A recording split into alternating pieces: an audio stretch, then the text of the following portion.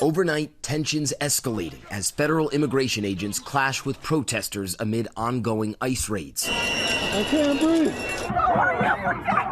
A cloud of white gas forcing protesters to flee outside a federal building in Minneapolis. Stay off federal property or you will be arrested. Amidst the violence, President Trump now threatening to invoke the Insurrection Act, which would give the president the power to deploy U.S. military forces in Minnesota. Generally, the use of federal troops on U.S. soil is prohibited, but the president can invoke the 218-year-old law if requested by governors or if he determines that there is an insurrection.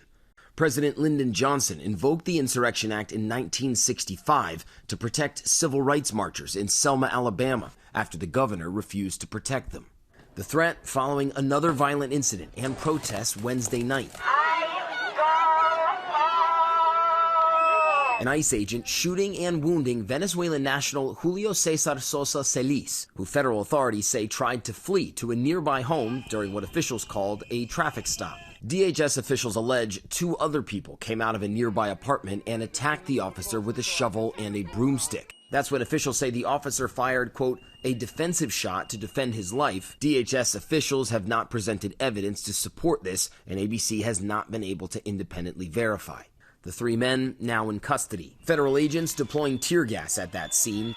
The Jackson family caught in the crossfire while driving home from their son's basketball game, causing 3 of their 6 kids to be transported to the hospital. The ICE agents came forward and they were lined up with their mace. The family says gas grenades set off the airbags, trapping them inside as gas filled the van. Bystanders helped open the doors. That's when they realized that the infant had stopped breathing. Having to get my baby mouth to mouth and people pouring milk all over my other kids. I thought I was dying, honestly. And the way I felt, I could imagine how my kids felt because I'm a full-blown grown adult, so I just knew that it was even worse for them.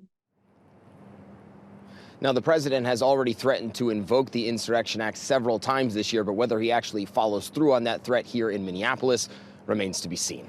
George. That would be a big step. Okay, Matt, thanks very much.